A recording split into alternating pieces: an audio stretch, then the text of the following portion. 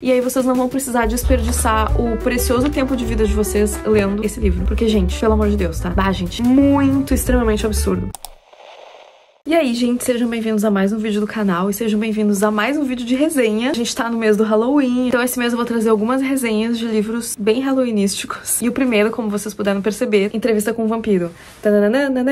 Eu tenho o vlog lendo esse livro, mas eu não falei, não fiz resenha, assim. Foi só mais a minha experiência de leitura, enfim, como que eu me relacionei com esse livro, com a história desse livro. Cada livro que eu trago uma resenha aqui do canal, dependendo do livro eu faço estruturas diferentes de vídeo, então tem livro que eu faço uma mini aulinha e tem livro que vai ser tipo esse aqui, que eu só vou conversar um pouco com você sobre esse livro. Então na primeira parte do vídeo eu vou fazer um resumo desse livro e na segunda parte eu vou conversar com vocês sobre o que eu achei dele. E de antemão já digo pra vocês que sim, vai ter spoilers durante o resumo desse livro, mas saibam vocês que eu estou poupando vocês de ler este livro. Vocês só vão ver um vídeo meu, um pouco longo, enquanto lavam a louça ou fazem outra coisa, e aí vocês não vão precisar desperdiçar o precioso tempo de vida de vocês lendo esse livro. Porque, gente, pelo amor de Deus, tá? Tá, mas do que se trata Entrevista com o Vampiro? Entrevista com o Vampiro é o primeiro de 12 livros escritos pela Anne Rice, que compõem a série chamada Crônicas Vampirescas. Este livro aqui foi publicado nos anos 70, embora ele tenha sido escrito pela Anne Rice durante os anos 60. Gente, esse livro é bem antigo, tá? Então vão ter coisas um pouco anacrônicas aqui nesse livro, mas a gente conversa sobre isso depois, tá? Primeiro, vamos ao resumo da história. No início do livro, a gente tem um jornalista. Ele é um jornalista que caça histórias. Então ele costuma ir pra bares de hotéis ou pra lugares que pessoas de diferentes lugares frequentam, e aí ele fica conversando com essas pessoas pra ver se ele encontra uma matéria legal, porque daí ele entrevista essa pessoa e aprofunda a matéria. Ele encontrou um cara chamado Louis, que diz que é um vampiro. Eles vão pro quarto de hotel desse Louis e começa a entrevista com o vampiro. E já no início da entrevista o jornalista tá, sabe, tipo assim, não sei se vou levar esse cara a sério e acreditar que ele é um vampiro, mas por via das dúvidas vou tomar cautelas. Ele tá tipo assim. E à medida que o vampiro vai contando a história dele pra entrevista, né, o jornalista vai acreditando mais e mais, até que no final do livro realmente ele tá tipo, ok, vampiros existem, é nóis. Aí o Louis vai contando a história dele desde quando ele ainda era humano, o último período dele como ser humano, toda a transição, né, de como foi o processo de ele virar vampiro e como foi a adaptação dele no mundo dos vampiros. E aí o Louis, ele vai contando a história meio todo pomposão, assim, porque ele virou vampiro lá no século XVIII, em 1751, se não me engano, 1790, final do século XVIII. Não é uma entrevista com perguntas, tá? É só o vampiro vai contando a história e o jornalista eventualmente fala, ah, é? Ó, e como foi isso? Basicamente é isso. Então a gente tem capítulos e capítulos da história do Louis, e aí o livro é o Louis contando a história dele, que eu vou contar pra vocês agora. Ele é ambientado na Louisiana, nos Estados Unidos, e Louisiana, nos Estados Unidos, é um estado que tem forte colonização francesa. Então o Louis e a família dele, a mãe dele e a irmã dele também, são franceses e eles são donos de terras nos Estados Unidos. E tinha fazenda e tal, um negócio gigantesco, eles tinham bastante dinheiro. E o Louis ele era um ótimo administrador de patrimônio. Aquilo que acontecia com aquelas famílias antigas de fazenda não tá mais dando lucro, não sei o que, tipo, não acontecia com ele porque ele conseguia se manter sempre atualizado nas tendências financeiras e aí ele sempre tinha grana. Só que o Louis, ele tinha um irmão e esse irmão era meio diferente, assim, meio atormentado, assim, era uma alma atormentada e esse irmão quis virar padre. O Louis até construiu uma capela pra ele, enfim, só que ele meio que se desentendia às vezes com esse irmão. E aí teve um momento, ele discutiu com esse irmão, porque o irmão queria que eles vendessem todos os bens e dessem pra igreja, basicamente, um bagulho assim. Dessem pra caridade, porque a gente não necessitava de bens e foi, tipo, um santo que fez uma aparição pra ele e precisavam vender as coisas e tal.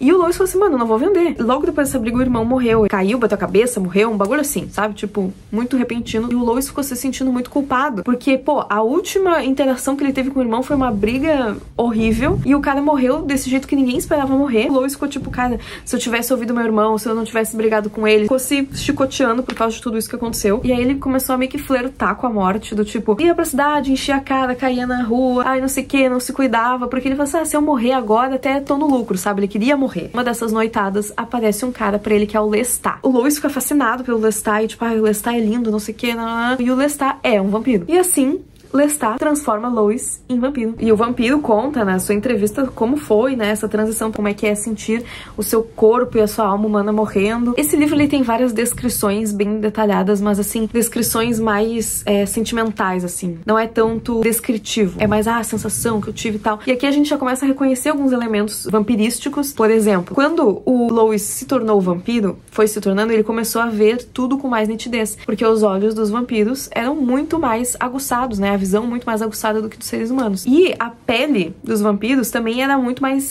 perfeita, muito mais bonita do que das pessoas humanas. Essa pele bonita misturado com a visão mais aguçada, ele começou a ver que o Lestat brilhava, sabe? A luz do luar refletida na pele dele brilhava. Então a gente tem esse elemento do brilho que foi utilizado na ficção depois de Crepúsculo, né? Daí a gente entende mais ou menos de onde saiu, mas esse é apenas um parênteses. E o Lestat, ele fala pro Lois que ele se interessou por ele justamente pela habilidade financeira que ele tinha, porque o Lestat, ele gostava muito de viver no luxo. Ele sempre foi uma pessoa com boa condição financeira, muito imponente, muito, sabe, cheio de si. E só que ele era péssimo com finanças, ele não tinha bens, ele vivia do dinheiro que ele roubava das vítimas que ele matava. Tipo assim, ele não era muito próspero como vampiro. E aí ele achou o Lois e falou assim, o Lois vai gerenciar tudo pra mim, eu vou poder usufruir dos bens do Lois, enfim. E foi isso que eles fizeram, na verdade. A mãe e a irmã do Lois, né, que ainda humanas, elas estavam morando na cidade. O Lois foi morar pra fazenda, já vampiro, levou o Lestat com ele, enfim. Eles viveram muito tempo dentro dessa fazenda. E assim, a fazenda continuava funcionando. Eles tinham escravos, eles tinham capatazes, enfim. Só que com o tempo, né, começou meio que um burburinho, assim, do tipo, pô, esses caras são esquisitos, né, eles nunca saem de dia, que esquisito, que hábitos estranhos. Os próprios escravos, que eram os escravos da Casa Grande, né, ficavam tipo, os caras não jantam, não comem, não almoçam, o que eles fazem, do que eles vivem, sabe? Era tipo um bagulho meio assim. E aí já tava um falatório, tanto dos escravos da fazenda do Lois, quanto das fazendas vizinhas, estavam tipo assim, esses caras são esquisitos, não sei o quê. Enfim, e o Lois era muito por manter as aparências, ele queria continuar vivendo a vida dele, podendo falar com as pessoas. Então, tipo, ele queria poder mandar cartas pra família, queria poder dar a impressão que ele tava vivo, sabe? E o Lestat era mais tipo, vou matar qualquer pessoa que eu ver pela frente e vou viver meu lifestyle de vampiro. Então, em algum momento, essas duas filosofias diferentes de vida se chocaram, porque o Lestat colocou, assim, como alvo dele, uma moça da fazenda vizinha, que o Lois meio que gostava dela, mas eu acredito que, assim, posso estar enganada, mas era um amor mais fraternal, sabe? Ele gostava, ele admirava muito aquela moça, mas não era um amor romântico, sabe? Enfim, aí ele ajudava aquela moça, porque era uma moça que tinha perdido todas as figuras masculinas muito cedo, e ela tinha irmãs a cuidar, e ela era a irmã mais que sabia também administrar uma fazenda e tal, só que como ela era mulher naquela época, no século XVIII, todo mundo ficou meio que contra ela, porque pensavam que ela era doida, assim, tipo assim, uma pessoa fora da curva, não sei o que ela quer administrando fazenda, tem que deixar na mão de um homem e tal. E aí quem dava uns toques pra ela era o Lois, e o Lois aparecia pra ela de noite, se fingindo de anjo da guarda, assim, e falava assim, segue por esse caminho, segue por aquele, e segue teu instinto, porque tu é muito boa de administração e vai dar certo essa fazenda, sabe? E aí deu certo por muitos anos, e ele foi meio que aparecendo esporadicamente pra essa moça e tal, e eles viveram muito tempo escondidos na fazenda, até que realmente os escravos começaram a desconfiar, e em algum momento os escravos se rebelaram contra o Lestat e o Lois, porque eles, tipo, tinham certeza que os caras não eram humanos. E aí, eles tiveram que fugir da fazenda e fugiram pra fazenda vizinha dessa moça que o Lois ajudava, que era o anjo da guarda. Daí, nesse momento que a moça descobre que o cara é tipo um demônio, que ela considera ele um demônio, né? Ela ajuda eles, mas ela meio que fica doidinha, assim, porque ela fica, nossa, então quem tava me ajudando e quem fez o bem pra mim era um demônio, mas se o demônio, na verdade, demônios só fazem mal, então o bem que ele tava me fazendo, na verdade, ele tava me fazendo mal, e a guria enlouqueceu. Basicamente, ela enlouqueceu. E o Lois ficou muito chateado porque ele tava tentando ajudar, e aí ele arruinou a ajuda que ele deu pra moça, e aí a moça, tipo, endoidou. Daí eles pegaram toda essa grana lá que eles tinham, foram fugindo da fazenda e tal, e foram morar na cidade. E nisso, gente, passou assim, 100 anos, entendeu? Passou, tipo, muito tempo. E aí o Lois já tava meio de saco cheio, porque ele não gostava muito do Lestat, e eles tinham esse laço, assim, porque o vampiro que criou, que seria o Lestat, sempre vai ter uma dominância, assim, uma coisa meio parental em cima de quem foi criado. É difícil romper esse laço, né? Aí, gente, aí começa a parte que eu sou mais traumatizada, porque até então tava de boa o livro, só que aí depois a coisa desanda num nível, assim, que vocês não estão entendendo. Por isso que eu digo que eu tô poupando vocês de ler uma bomba, tá? Então chega um determinado momento que o Lois tá andando pela cidade lá, meio a esmo, meio tipo, sabe, meio atordoado, tipo, não quero mais estar com o Lestat. Só que ele tá meio que caçando ao mesmo tempo. É uma coisa... Gente, o livro é sempre muito confuso. Tipo, o coração do vampiro tá sempre muito confuso. Ele sente sentimentos com muita força. Ele tá caminhando e olha pra dentro da janela de uma casa. E dentro dessa janela ele vê uma mulher morta. E essa mulher, ela já está morta há algum tempo. Ou seja, ela já tá estufada. E ao lado dessa mulher tem uma criança pequena, sei lá, 6 anos, chorando copiosamente e tentando acordar a mãe dela. Que cena horrível, entendeu? Horrível. Ele entra nessa casa e ele, tipo, fica... ele sente uma vontade incontrolável de sugar o sangue daquela criança. Tem que ser... Não pode ser de ninguém ou outras pessoas que estão passando na rua. Tem que ser daquela criança. E ele vai lá e suga o sangue daquela criança, mas ele não mata. E aí, confesso pra vocês que eu meio que apaguei isso da minha mente, embora eu tenha lido esse livro recentemente, porque eu acho muito traumático, mas eu acho que eu tenho que dividir com vocês pra vocês entenderem o nível de sordidez que habita nesses escritos, que é assim. Eu não me lembro se o Lois já sugou o sangue da criança, ele já tinha sugado. E não sei se ele voltou, ele saiu e ele voltou, ou ele ainda tava lá. E o Lestat chegou. E o Lestat ficou tipo, nossa, olha que bagulho mais maligno que tu tá fazendo, sugando sangue de uma criança, não sei o que. E ele pega, o Lestat, pega o cadáver da mãe, tipo, segura em posição de dança de salão e começa a dançar, rodopiar dentro do apartamento com o cadáver da mãe, que começa a expelir líquidos decompostos enquanto eles dançam e rodopiam. Tá pra vocês? Aí vocês entendem porque eu esqueci uma parte, tá? Porque, gente, sério, não sei o que dizer pra vocês sobre isso. E aí o Lois não mata essa criança, né? E fica, tipo, brisando que foi o melhor sangue que ele bebeu e tal, que o sangue de criança é muito legal e tal, e fica, tipo, nossa, mas foi horrível, né? Porque uma criança, mas era muito legal, e, tipo, ele fica nessas brisas.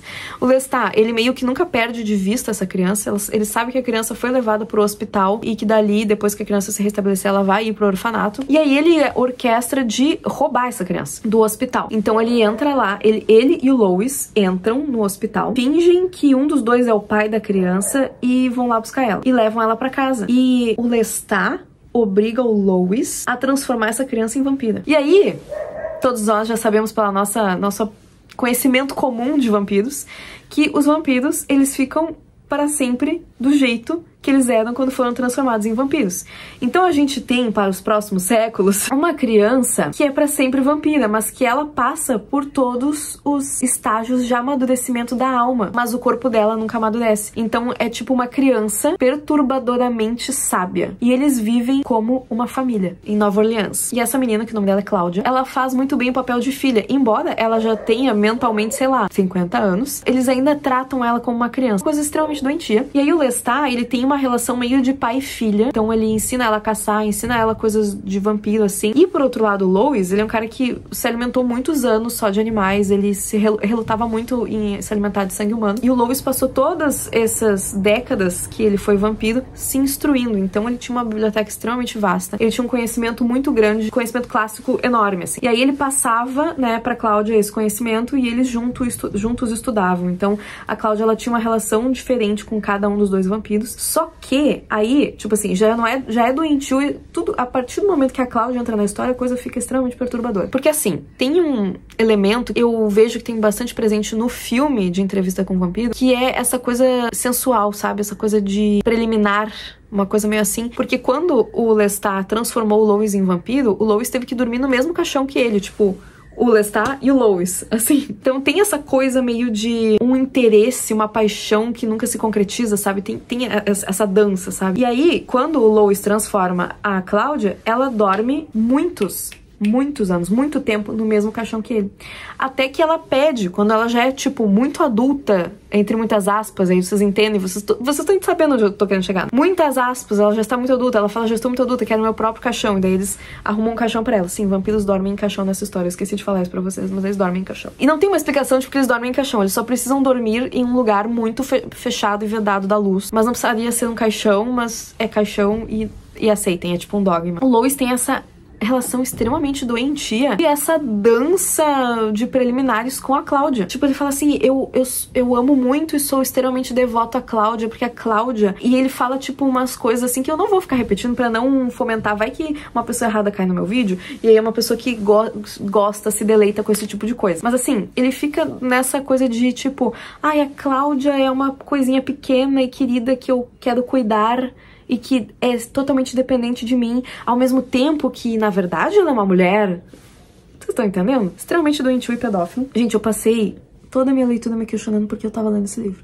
Mas vamos continuar. Aí chega um momento que a Cláudia e o Lois, eles começam a plotar contra o Lestat. E a Cláudia diz que vai matar o Lestat. Só que eles não sabem direito como matar vampiros. Enfim, aí eles meio que queimam... Aí eles meio que fazem alguma coisa com o Lestat e jogam ele dentro da água, assim. Pensam que ele vai ficar lá pra sempre, que nunca mais vai voltar. E aí, nisso, o Lois e a Cláudia vão tentar ir a Paris, porque, afinal, né, eles eram franceses e tal, estão procurando outros vampiros. Eles querem saber quem é que transformou o Lestat, tipo, eles querem encontrar gente deles, assim. E aí a gente tem uma fase do livro meio Drácula, porque eles fazem meio que um detour pelo leste europeu, onde eles encontram um vampiro bem estilo Drácula, que é um cara que vive numas ruínas e tal, e ele é tipo meio monstrengo, assim, meio Nosferatu, assim. Ele não tem muito uma consciência, ele é mais assim, uma coisa de instintos, mais animalesca. E aí tem um vilarejo de pessoas muito esquisitas, que a civilização não chegou ainda, e aí eles todos se reúnem à noite na taverna, assim, toda a população cheio de alho, assim, pra se defender dos vampiros, e pá, tem um lance assim. Fala assim, não, que eu tô viajando com a minha filha e tal, eles sempre estão nesse papel de pai e filha, é uma coisa muito Lolita, se vocês forem pensar, Lolita do Nabokov, é um negócio meio assim. Aí eles vão lá tentar se encontrar com o vampiro, descobrem que o vampiro tenta atacar eles, enfim, eles matam, exterminam o vampiro e eles ficam sendo os heróis do vilarejo esse que a civilização não chegou. Aí desse detour, que o primeiro vampiro que não são eles que eles encontraram, eles viram que era um cara meio esquisito, e aí então eles seguiram pra Paris, e lá eles encontraram uma comunidade de vampiros, que inclusive tinha um teatro. Aí, gente, esse livro, ele passa por tantas fases, assim. Esses vampiros têm um teatro, que eles fazem uma encenação lá no palco, tipo, tem uma peça de teatro acontecendo, eles fazem uma encenação, e nessa peça tem sempre uma moça que morre, ou um moço, pode ser moço também, sempre uma pessoa jovem, linda, assim, que morre. As pessoas, os espectadores pensam, os espectadores não vampiros, né, pensam que é apenas uma encenação, tipo uma peça de teatro, e só que quem é vampiro sabe que ali tá acontecendo, a pessoa tá sendo morta e sugada de verdade, né, enfim, não é apenas uma peça. Aí eles meio que ficam gravitando ali entre aqueles vampiros, e eles conhecem alguns vampiros que querem destruí-los, porque eles não são ali da tribo, digamos assim, e um vampiro muito específico, que eu esqueci o nome dele, Armand. O vampiro Armand, que também tem um livro das Crônicas Vampirescas só sobre esse cara. Ele se apresenta pro Lois como o vampiro mais velho que ainda está vivo. E aí ele conta e ensina várias coisas sobre ser vampiro pro Lois. E as partes que o Armand está, eu acho que é a única parte que é mais... Porque, assim, que tem uma sombra de mais interessante no livro, mas ainda assim não sei se eu diria que é interessante, porque não, é só tipo, é a parte menos pior, assim. E aí o Armand explica que, tipo, cara, a Cláudia, ela matou o Lestat, só que na verdade o Lestat não morreu, tá? Spoiler. Ela matou o Lestat, isso não é bem visto na nossa comunidade, então assim, ela vai sofrer retaliações, não sei o que. E aí ele tava explicando isso e eles negam até o fim que a Cláudia matou o Lestat, não falam, não, o Lestat tá vivo, enfim. Só que de fato o Lestat tá vivo, e de fato um daqueles vampiros que tá ali naquela tribo de Paris foi o vampiro que transformou o Lestat. E o Lestat está lá, todo cheio de cicatriz, todo meio desconfigurado, mas o Lestat está lá em Paris e tá querendo a cabeça da Cláudia. E de fato ele consegue a cabeça da Cláudia. E ele poupa o Lois, porque o Lestat, ele é apaixonadíssimo pelo Lois. Não quer que aconteça nada com ele, mesmo que o Lois tenha ajudado a, entre muitas aspas, matar o Lestat. O Lestat não quer dizer que o Lois também teve culpa, então bota toda a culpa na Cláudia, mata a Cláudia. E aí a gente tem um pouco de alívio nesse momento do livro, porque aquela abominação não existe mais. O vampiro Armand, ele tá interessado pelo Lois, porque o Lois é mais jovem e o Lois ainda sente sentimentos. Porque uma coisa que o Armand tava explicando sobre os vampiros, e ele também explicou por que aquele vampiro do leste europeu era bem animalesco, é porque quando tu vive muitos séculos, tu para de se conectar com o tempo presente, porque meio que tu tá vivendo lá naquela época que tu virou vampiro. Que nem a gente, na real, tipo, a gente continua escutando as mesmas músicas que a gente escutava quando era adolescente. É basicamente isso, só que aumentado pra muitos séculos. E daí os vampiros começam a ficar doidinhos até que eles morrem. Eles mesmos procuram a própria morte porque eles não aguentam mais a imortalidade. E aí o Armand, ele fala assim, cara, eu sou o vampiro mais velho do mundo, eu tô sentindo que tô me desconectando e eu preciso estar com alguém que seja dessa época que ainda se importe, porque daí, quem sabe, eu também não me importo junto, né? E aí o Lois ficou tipo, até gostaria e tal, e o Armand, ele tem aquilo que também é meio comum pro vampiro do senso comum, que é ele tem a compulsão. Compulsão é um negócio que quando o vampiro fala pra ti, ele te envolve assim e te convence, é habilidade muito habilidosa de convencimento. Serve pra convencer pessoas a, sei lá, abrir a porta pro vampiro entrar, essas coisas assim. Então o Louis estava meio que sob o efeito dessa compulsão e tal, mas como ele era muito devoto da Cláudia, aí a Cláudia morreu, e aí, tipo, ficou toda essa confusão. Ele viveu muitas décadas com o Armand, e o Armand genuinamente se interessava e era, tipo, meio que apaixonado, digamos assim, também, pelo Louis, só que o Louis estava sempre meio, tipo, fugindo dele, sabe? O Louis não era apaixonado por ele, ele só, tipo, tava com o Armand porque era conveniente. Viajaram o mundo inteiro, só que nunca tinham voltado pra Louisiana. E aí o Armand, numa tentativa de reconectar o Louis, sugere que eles peguem a mala e a cuia deles, mudem-se pra Louisiana. E é ali que eles se separam, porque o Louis reencontra o Lestat. O Lestat virou o vampiro do sótão, totalmente, o cara tá doido, só se alimenta de ratos. Ele transformou um outro moço lá em vampiro, e aí esse moço meio que é o que leva ratos pra ele. Tipo, toma aí comida pra tu não morrer, sabe? Tipo isso. Mas o Lestat já não sai mais de casa e tal, porque já se passou 200 anos, ele não está mais conseguindo se conectar com o mundo real, tá, tipo, tá muito claro, tem muita luz elétrica, sabe? Tipo, tá demais pra ele. E aí ele ficou meio que enclausurado ali. O Lestat pede pro Louis ficar, o Louis fala que não fica, e aí nesse momento que ele meio que rompe, né, as amarras que ele tinha com o Lestat, mas ao mesmo tempo o Armand fala pra ele, cara, eu sei que tu não tá conectado comigo, não tá legal pra mim ficar contigo, também tô indo. E o Armand também larga do Louis. E é essa a história. E basicamente o final é o Louis continuando a morar em Nova Orleans, né? Tanto que é em Nova Orleans que acontece essa entrevista com o vampiro. O jornalista, ele já tá, tipo, muito, tipo, meu Deus, acho que ser vampiro é foda pra caralho, por que tu não me transforma agora? Me transforme agora! Ele tá, tipo, desesperado. O Louis bebe o sangue do jornalista ao ponto do cara desmaiar, mas não a ponto do cara morrer. E larga, não transforma ele em vampiro, não faz nada, só fica de boa. E meio que a história termina. Basicamente é isso. E daí o jornalista acorda na manhã seguinte, já é dia, né? Então o Louis já foi dormir. E aí a história acaba, tá? Essa foi a entrevista com o vampiro. Assim, ao que se propõe, o livro faz bastante sentido, tá? Eu posso não estar totalmente de acordo com a proposta do livro, mas eu acho que ele é um livro coerente, que faz sentido. De todas as criaturas sobrenaturais, fantasmas, bruxas, zumbis, qualquer coisa dessas coisas que tem em Halloween, a coisa que eu mais gosto é vampiro, tá? Eu admito, eu gosto muito de histórias com vampiros. E assim, porque eu acho que não é um livro que eu recomendaria vocês a lerem, embora eu seja uma pessoa que gosta muito de vampiros. Sério, gente, vejam um filme, vejam um vídeo no YouTube, algum outro vídeo no YouTube sobre esse livro. Gente, não vale a pena ler, tá? Vou dizer isso pra vocês. E aí, agora eu vou falar sobre a minha opinião, o que eu achei sobre esse livro, assim. Tem uma relação muito complicada com esse livro. Agora, em 2025, é uma releitura. Eu tinha lido em 2013 ou 2014, eu não tenho certeza. Na época que eu li, pra mim foi muito difícil esse livro, porque eu era bem jovem, eu não tinha meu lobo frontal totalmente desenvolvido, e eu pensava muito em desviver a mim mesma. Então, assim, eu acho que esse livro, por ter uma forte carga romântica mal do século e uma forte carga nihilista, gente, hoje eu leio ele e penso assim, gente, mas que absurdo isso aqui, que coisa mais infantilizada. Eu penso isso, mas eu tenho 30 anos agora, entendeu?